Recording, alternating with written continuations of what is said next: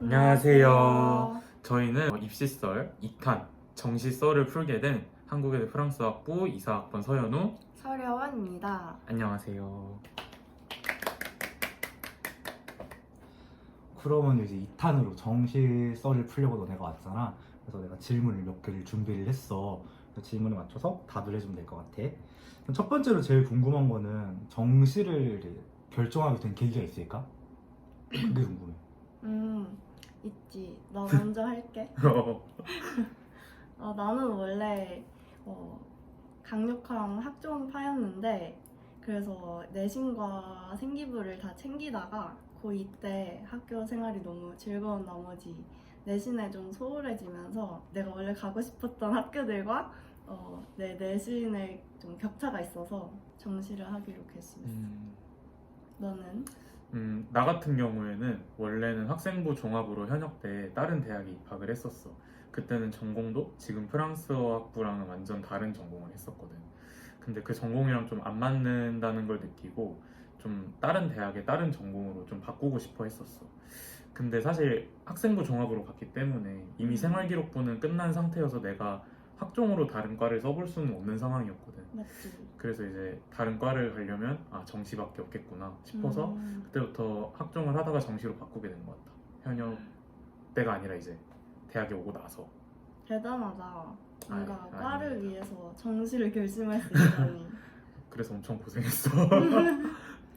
그럼 둘 다 이제 현역이랑 재수랑 이렇게 두 번의 입시를 겪었잖아. 혹시 재수하면서 이제 나왔던 성적, 정시 성적 공개 가능한지 묻고 싶은데 가능할까 둘 다? 나는 가능. 맞아. 좀 부끄럽긴 하지만 그래도 공개할 수 있다. 그러면은 이제 혹시 그 수능 시간표 순서대로 있잖아. 그거대로 이제 얘기를 해주라. 국어는 1등급이고 수학은 3등급, 영어는 2등급, 세계지리는 4등급, 사문은 2등급이었어. 나는 국어는 높은 2등급이 나왔었고 수학은 그냥 중간 정도의 3등급이 나왔고 영어는 3등급이 나왔고 사회문화가 잘 나온 편이었는데 100분이 99에 1등급이 나왔었고 정치화법 같은 경우에는 그냥 보통의 2등급이 나왔어. 그렇구나. 너 국어 1등급이라니 참 대단하다. 탐구 1등급이 부러워. 아닙니다. 그럼 다음 질문 한번 물어볼게. 정시 성적이 나오고 나서 이제 어느 대학에 쓸지 원서를 정하잖아. 왜 한국외대 프랑스학부를 고르게 됐는지 그 이유가 좀 궁금해. 나는 우선 그 의대가 희망하던 대학 중에 하나이기도 했고 또 내가 중학생 때 어디서인지는 잘 기억이 안 나는데 광고인가 영화를 보다가 프랑스어 억양이 들어간 영어를 하는 걸 본 적이 있거든. 근데 너무 매력적인 거야. 그냥 영어 발음보다 뭔가 다른 언어가 이렇게 섞여서 같이 나는 게 되게 좋더라고. 그래서 언어를 배우고 싶은 김에 나는 프랑스어 학부를 오는 게 좋겠다고 생각을 했어. 나 같은 경우는 일단 가장 큰 이유로 첫 번째는 전적대에서 교양 불어 강의를 들은 적이 있었거든. 근데 거기서 불어라는 언어가 영어랑 거의 비슷하면서도 훨씬 더 재밌었던 것 같아. 그래서 특히 많은 외국어 중에서 불어를 좀 택하게 된 것 같고, 두 번째로 특히 프랑스 학부를 선택한 이유는 세부 전공이 선택 가능하다는 점이 컸던 것 같거든. 왜냐면 사실 나는 언어를 굉장히 안 좋아하는 학생이란 말이야. 근데 그럼에도 프랑스어 학부라는 어문과에 와서 지역학이라는 걸 배울 수 있다는 게 굉장히 큰 메리트로 느껴졌던 것 같거든. 실제로도 뭐 지역학뿐만이 아니라 응용 어문학이나 아니면은 프랑스어 통번역학 이런 세부 전공을 택할 수 있다는 점이 다른 외대 어문과들이랑은 차별화되는 장점이라고 생각해. 너무 대본 같았나? 대본 아니에요, 여러분. 그러면은 여원이한테도 물어보고 싶은 게 현우는 우리과 세계에 있는 세부 전공 중에 하나인 지역학을 공부하고 싶다고 했잖아. 그럼 여원이는 지역학, 프랑스어, 통번역, 응용어문 세 개 중에서 어디를 지금 희망하고 있어? 아직 1학년이지. 나는 지금은 응용 어문을 가고 싶어. 약간 미디어나 뭐 드라마, 영화 뭐 이런 데에 관심이 좀 있어서 거기로 가고 싶다고 생각하고 있어. 그다음에 수시 편을 본 사람들은 알겠지만 왜 수시에서는 프랑스어를 공부하고 온 친구들 있잖아. 외고라든지 아니면 뭐 다른 학교 프로그램이라든지. 근데 정시는 그런 게 아니잖아. 그래서 수시랑 비교했을 때 정시로 딱 봤을 때 학교 수업이라든가 생활 같은데 어려움이 있었는지 그리고 어떻게 극복을 했는지 궁금해. 나는 처음에 좀 진도가 빠르기도 하고 아무래도 배우고 온 친구들은 좀 더 알아듣는 깊이가 다르잖아. 그래서 처음에는 조금 걱정을 했는데 주변에 약간 프랑스어를 좀 배워본 친구들이 많이 도와주기도 했고 그래서 수업만 앞자리에서 좀 열심히 듣는다면 충분히 노베여도 잘 따라갈 수 있었던 것 같아. 나도 솔직히 처음에는 어려움이 좀 있었거든. 왜냐면 워낙 잘하는 애들 많고, 솔직히 이제 강독 수업에서는 크게 어려움을 느끼진 못했어. 왜냐면은 다른 애들과 비교할 시간 자체가 없잖아, 강독은. 교수님 수업진도 따라가기도 바빴으니까. 근데 회화 수업에서 뭔가 원어민 교수님께서 뭔가를 말씀하시는데 나만 빼고 다 알아듣는 느낌인 거야. 그래서 "헉, 진짜 큰일 났다. 그래서 나는 그 소외되는 느낌이 너무 싫어가지고 집에서 혼자 막 말하면서 공부하고 그랬었거든. 근데 그런 식으로 노력하는 거를 교수님도 아시는 것 같아. 그리고 실제로 내가 듣는 사빈 교수님 같은 경우에는 수업 시간에 얼마나 그냥 참여하느냐, 실제로 뭐 이 학생의 실력이 어떠냐보다는 얼마나 열심히 하고 성장세를 보이는가를 평가하시는 교수님이기 때문에 그런 식으로 열심히 하니까 그걸 또 알아주시더라고. 맞아. 그래서 잘하느냐보다 얼마나 관심을 갖고 열심히 하느냐, 이게 되게 중요한 것 같고, 그러다 보면 당연하게 실력은 따라오는 것 같아. 나도 그래서 동의해. 맞아. 그냥 커리큘럼에 따라서 열심히 하다 보면 잘하게 되지 않을까. 그러면은 제일 중요한 질문으로 넘어가 볼게. 정시 준비는 어떻게 했고, 그리고 그 과정에서 썰을 좀 풀어줄 수 있을까? 일단 본인이 뭐 학원을 다녔다, 인강을 다녔다, 독학을 했다, 뭐 이거부터 얘기해 주면 좋을 것 같아.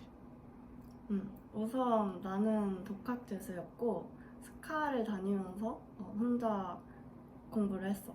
근데 대신에 메가스터디 인강을 끊어놓고 공부를 했고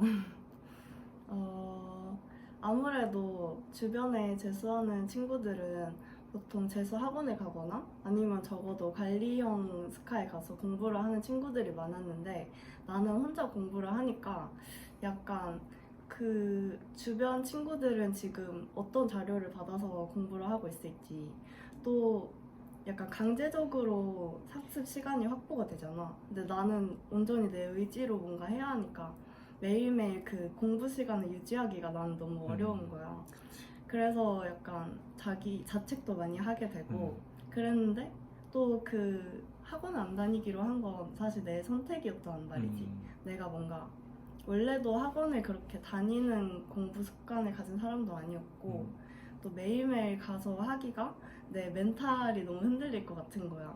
너무 고립된 생활을 하니까 그런 고민이 들 때도 있었지만 나중에는 그걸 이용해서 자유시간에 내가 놀고 싶을 때는 확실히 놀고 공부할 때 확실히 공부하고 또 다른 재수학원 다니는 친구들은 잘 할 수 없는 취미도 가지면서 같이 했어. 그래서 내가 일주일에 2번씩 발레 학원을 다니면서 체력도 기르고 좀 그래도 다른 사람보다 행복하게 공부를 하지 않았나 생각해. 그럼 궁금한 게 보통 그런 독학 재수를 한다고 하면은 개인의 그 생활 패턴을 유지하는 게 되게 중요하잖아. 그건 어떻게 유지를 했었고 또 순공 시간 얼만큼 하루에 최소 얼만큼씩 했는지도 알려줄 수 있어? 나는 굉장히 불규칙하게 공부를 한 편이긴 한데 천재였구나. 아니 전혀 그렇지 않고 나는 약간 공부할 때 집중을 잘 했던 것 같아. 그리고 그날 공부를 못했다고 해서 밤늦게 자거나 그런 걸 최대한 피하려고 노력했고 그래서 한 12시, 1시쯤에는 자려고 노력을 했던 것 같아. 그러니까 아침에 한 9시, 10시쯤 조금 늦지막이 일어나서 준비를 하고 그리고 가장 중요했던 건 나는 언제 일어나든 언제 자든 자책하는 시간이 없었다고는 할 수 없지만 약간 최대한 줄이고 나에게 그날 하루 남은 시간에 대해서 좀 감사하면서 공부를 했던 것 같아. 뭔가 그래 나는 앞으로 5시간, 6시간 남아있다. 그러면 그 5시간, 6시간 동안 내 머리에 넣을 게 있겠구나. 그렇게 생각했고 그리고 하루 통째로 책상 앞에 앉아있기만 하거나 뭐 유튜브 보거나 이래도 저녁에 맨 마지막에는 1시간이라도 공부를 하려고 했던 것 같아. 현우는 어땠어? 어떻게 아. 생활했어? 나는 일단 본격적으로 반수 결심이 들었던 게 전적대에서 1학년 1학기 기말고사 시즌쯤에 딱 마음이 들었던 것 같아. 그래서 그 학기 1학기 학기 중에는 그냥 뭐 수학 기출 하나씩 그냥 하루에 그 정도만 했었어. 정말 많이 안 하고 딱 2시간 정도 2시간 정도 투자를 한 것 같거든. 근데 이제 2학기 때는 어쨌든 좀 본격적으로 공부를 해야 되니까 그래서 계절학기를 좀 많이 들었어. 왜냐면 2학기 때 최저 학점을 들으려고. 그래서 계절학기로 한 5학점을 들었던 것 같아 그때. 지금 생각하면 말도 안 되는 거지. 지금 절대 못할 것 같아. 계절을 모았죠. 그래서 2학기 때 시간표를 짜서 일주일에 이틀만 나가는 시간표를 만들었고 나머지 요일에는 다 그냥 공부를 할 수 있도록 만들었거든. 근데 나 같은 경우는 일단 대학교 학비를 부모님께서 내주셨기 때문에 반수까지 엄마 아빠한테 부탁을 드리기가 좀 죄송한 상황이었어. 그래서 말씀을 안 드리고 시작을 했었거든. 그러다 보니까 이제 돈이 없으니까 학원 갈 돈도 없었고 인강 들을 돈도 없었던 것 같아. 그래서 그냥 내가 알바하는 돈으로 그냥 사설 문제집 사는데 좀 급급했던 것 같고 그렇게 해서 정말 방학 중에는 많이 했지 공부를.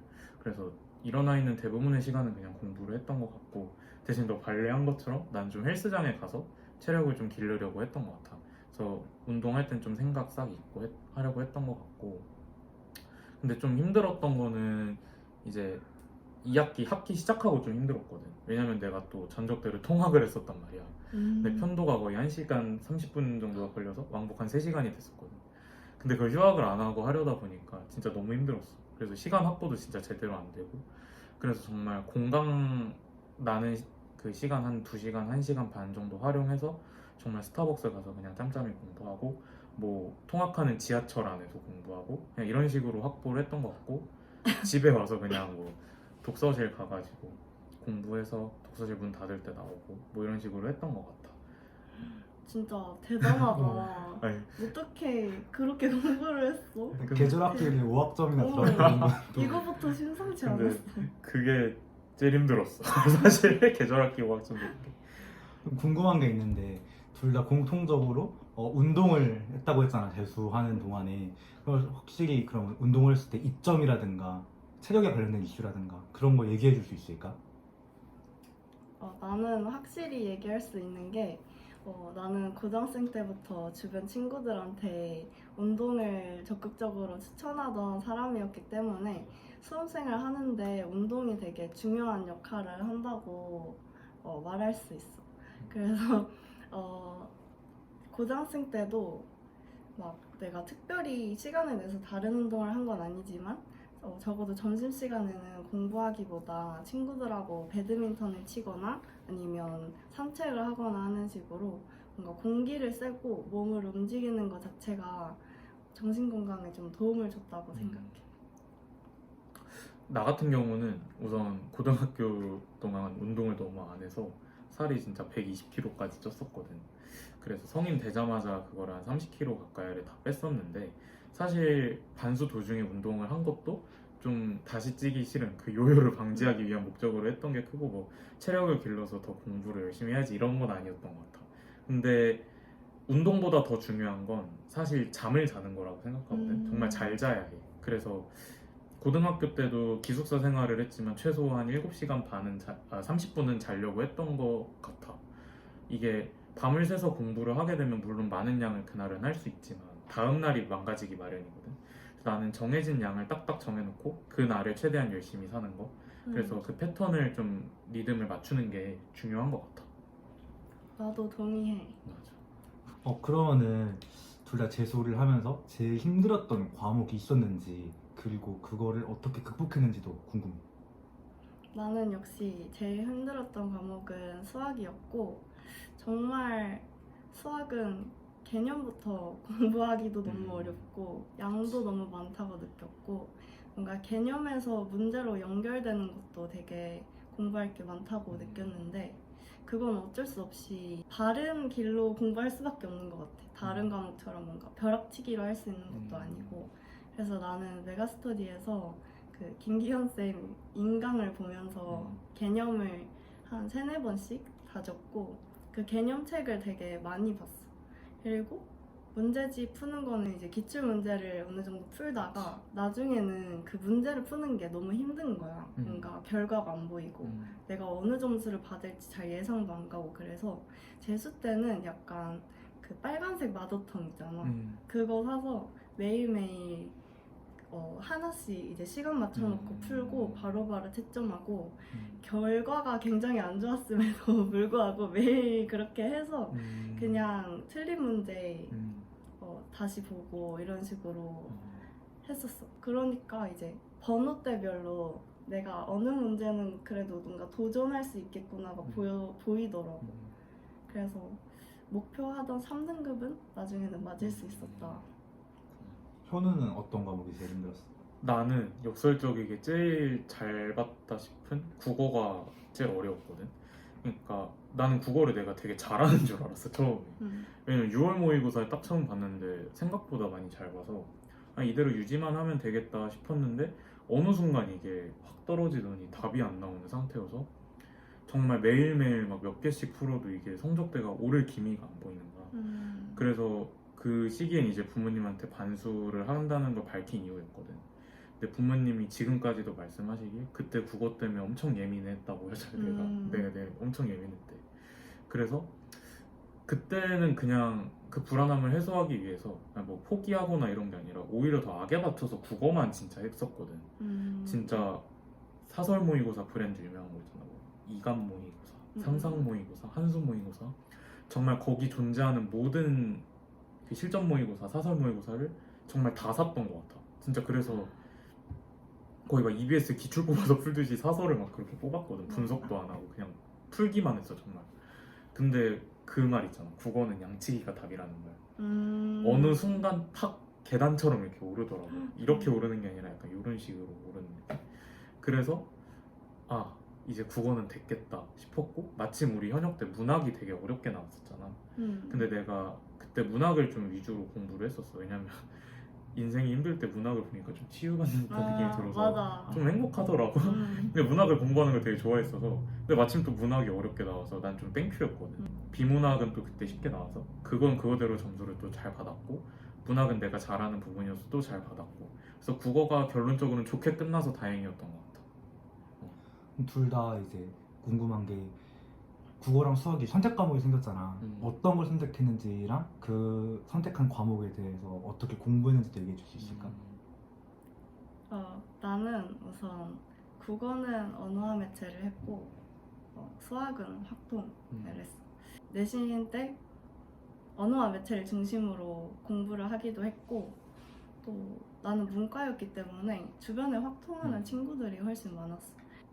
엄매 같은 경우에는 개념책 하나 사서 내신 때 공부했던 거가 있으니까 좀 쉽게 공부할 수 있었던 것 같고 문제 풀기가 좀 중요했던 것 같아. 특히 언어 같은 경우에는 뭔가 개념만 봐서는 문제 풀 때 되게 많이 틀리더라고. 그래서 문제를 보면서 이런 예시도 있겠구나. 그런 예시를 많이 봐뒀고 뭔가 처음 보거나 헷갈릴 수 있는 거는 따로 표시를 해뒀었어. 그리고 확통은 김기현 쌤의 그 기출 그 문제집이 따로 있거든. 그거 보면서 한 문제 한 문제 그 해설을 좀 본 것 같아요. 확통은. 그럼 현우는 어떤 걸로 골랐어? 나는 려원이랑 똑같이 국어는 언어와 매체를 골랐고 수학은 확률과 통계를 골랐거든.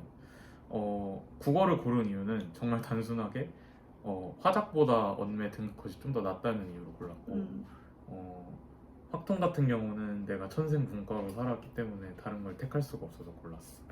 근데 나는 고등학교 때 과목 이름만 언매였지 실제로 가르치는 건 그냥 약간 기출문제 중심이어서 실제로 언매 개념을 학교에서 배워본 적이 없거든. 그래서 좀 기출을 풀면서 그냥 문제 솔직히 보다 보면 뭐 위주로 나오는지가 보이잖아. 그래서 그때그때 필요한 걸 그냥 그때그때 외우는 방식으로 그냥 했던 것 같거든. 뭔가 개념책을 사거나 따로 그러진 않고 그냥 내가 내 나름대로의 법칙 세워서 해설 보면서 좀 정리를 했던 것 같아. 노트 만들어서. 대박 실용적이다. 나 이런 공부법은 또 처음 그래서 봐. 사실 나오는 게 딱 정해져 있어서 그때 가능했던 것 같은데 그래도 우리 수능 때 좀 깨졌잖아. 절대 나오지 않던 훈민정음이 한번 나와버려가지고 맞아. 근데 그걸 틀리긴 했어. 그래서 음. 내가 모르는 게 나와버렸어.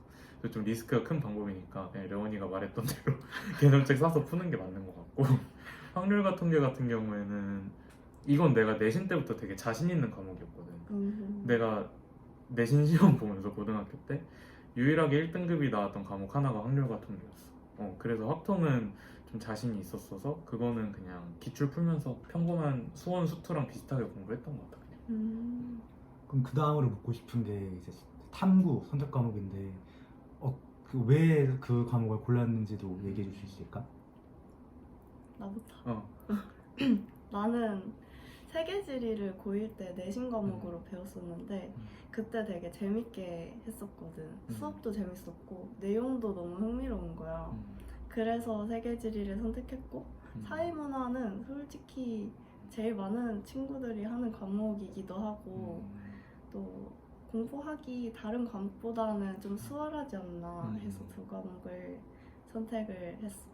세계지리가 제일 등급이 안 좋잖아. 내가 지금 애증의 과목이야. 그래서 나 같은 경우는 사회문화랑 정치화법을 선택을 했었는데 우선 내가 다닌 전적대 전공이 사실 사범대였어. 그래서 나는 사회교사가 되고 싶어서 가서 반수할 때 고른 과목도 일반 사회 과목을 골랐던 거거든. 그래서 사실 전공이 그렇다 보니까 사회 교과에서 과외도 띄고 막 이랬었어. 그래서 나는 학생들이 가져오는 킬러 문제를 내가 해설을 해야 되니까 사실 좀 익숙할 수밖에 없었지, 그런 문제에 대해서.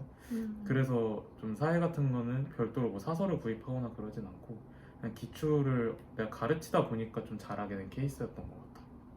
와, 가르치는 게 정말 최고의 공부인 거 맞아. 증명하는 사람이네. 진짜 그건 맞는 것 같아. 내가 가르치려면 이해를 완벽하게 해야 되니까 아무래도 제일 좋지 않나 생각해.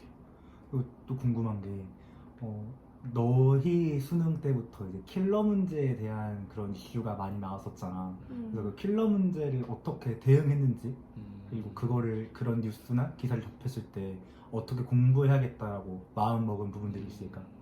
나는 우선 수학에 관련해서는 킬러 문제를 없앤다는 게 오히려 조금 감사하다는 마음도 있으면서 국어의 킬러 문항이 없어진다는 게 나는 국어를 제일 자신 있어 했는데 그 점수가 어떻게 나올지 예상이 안 가는 거야.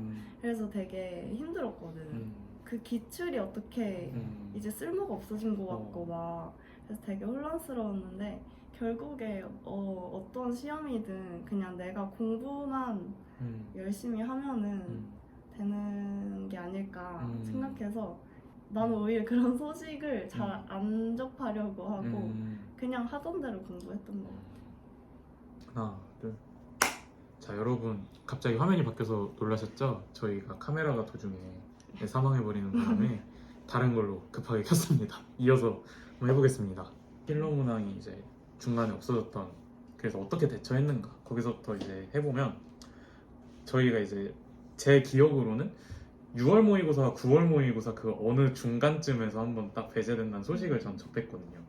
근데 저는 6월 모의고사를 진짜 굉장히 잘 봤어서 거기에 맞게 이제 준비를 했었는데 이제 딱 그 소식이 터지고 그럼 이제 어떻게 준비를 해야 되지 해서 약간 좀 멘붕이 왔었어요. 반말. 멘붕이 왔었어.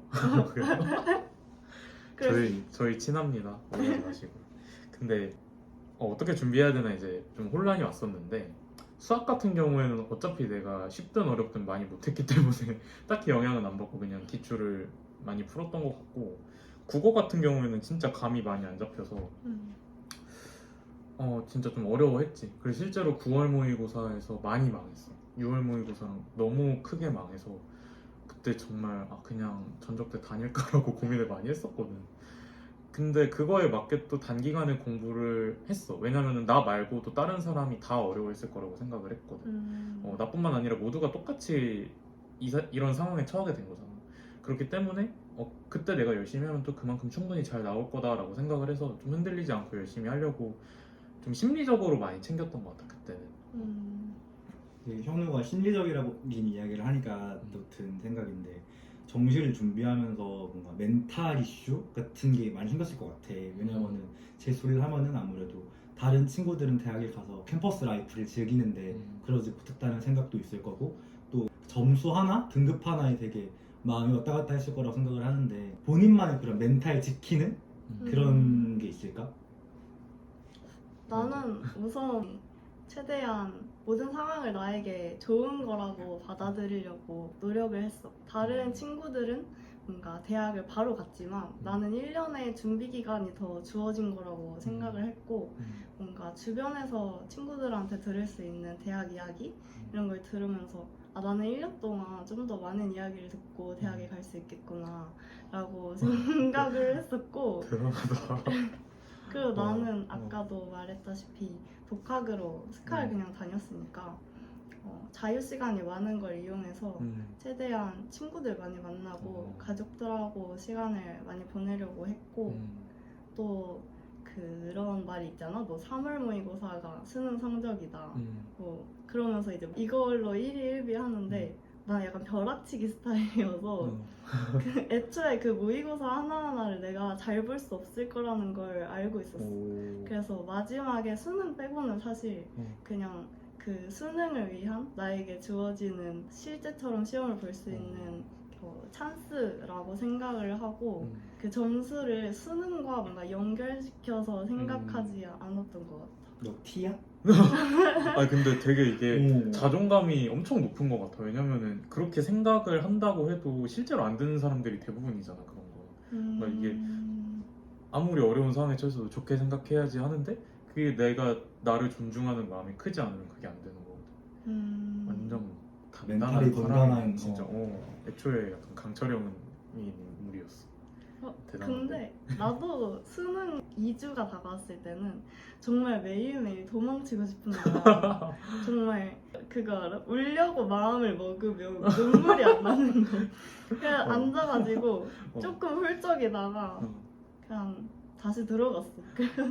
약간 그런 힘듦은 당연히 있었지만 뭐 그런 것도 결국엔 다 끝나니까. 또 웃으면서 얘기할 수 있는 게 참 다행인 것 같네. 맞지. 현우는? 나는 이 자존감이 높은 걸 넘어서서 약간 나르시시즘이었거든. 그러니까 약간 나는 독서실보다 좀 그냥 사람 북적이는 카페에서 공부하는 걸 되게 좋아했어.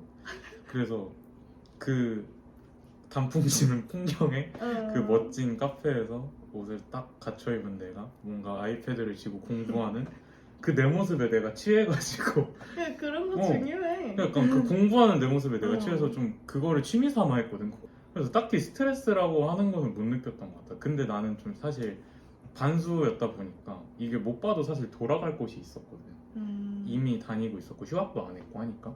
그래서 사실 그 완전 생재수를 한 친구들보다는 좀 그 부담감이 덜 했던 것 같긴 해. 그랬음에도 좀 힘든 건 물론 있었지. 그럴 땐 그냥 놀았어. PC방 가고 그랬던 것 같아. 적당히 근데 휴식도 너 말대로 충분히 필요한 것 같아. 친구들이랑 놀고 이런 거. 마지막으로 이제 정시를 준비하는 친구들도 분명히 많을 거고 그 친구들이 이 영상을 볼 수도 있잖아. 그분들에게 이제 해주고 싶은 말, 조언 혹은 응원의 메시지 있으면은 이제 부탁할게. 우선 나부터 하자면 여러분 점점 수능 날이 다가오면서 많이 긴장도 되고 지금까지 내가 공부를 너무 안 했구나 뭐 이런 생각도 들고 앞으로 남은 시간 때문에 너무 초조하고 이런 마음을 저도 정말 잘 아는데요. 아직 2달이 넘은 시간이 여러분에게 있습니다. 수능 전날에 공부하는 것도 다 수능에 도움이 되는데 2달이 넘는 시간 동안 여러분이 쌓아갈 그 공부가 절대 적지 않을 걸 제가 압니다. 앞으로 열심히 해나가면 등급이 분명히 달라질 수 있고요. 그리고 끝까지 정말 어려운 과목이라도 포기하지 않는 게 진짜 중요하다고 생각합니다. 내가 어디서 뭘 가지고 몇 시간을 공부했는지보다 중요한 거는 내가 좀 불확실하더라도 마지막까지 포기하지 않으면 그 결과가 반드시 좋게 드러난다고 생각하거든요. 그래서 끝까지 포기하지 않으셨으면 좋겠고, 마지막으로 주변에서 되게 응원의 말들을 많이 들으실 텐데 저는 이게 되게 부담스러웠거든요.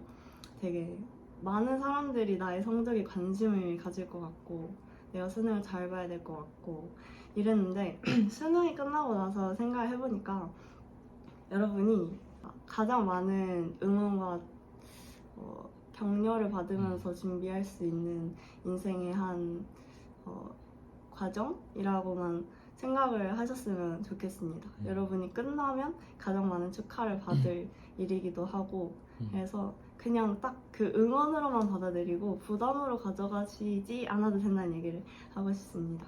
정말 응원하고 끝나고 열심히 노시길 바랍니다. 여러분 정말 이제 수능이 얼마 남지 않았습니다. 100일도 안 남은 상황인데 여러분 정말 여태까지 열심히 잘 해오셨을 거라고 생각합니다. 제가 해드리고 싶은 말은 앞으로 남은 2달 남짓의 시간에 집중하기보다는 여태까지 달려온 12년 가까운 시간을 한번 생각을 해보시면 좋겠어요. 그 시간 동안 여러분들이 열심히 자신을 믿고 해오신 그 노력이 분명 좋은 결과를 만들 거라고 저는 생각합니다. 1년 전에 여러분의 모습을 한번 더 생각을 해보셨으면 좋겠어요. 그 1년 전보다 지금 충분히 잘하고 계시고 더 열심히 하고 계실 거라 생각을 합니다. 그 1년 동안의 노력은 앞으로 여러분들이 살아갈 앞으로의 1년 그리고 10년에 분명 더 좋은 밑거름이 되리라 생각합니다. 그 노력은 정말 배신하지 않는다고 생각해요.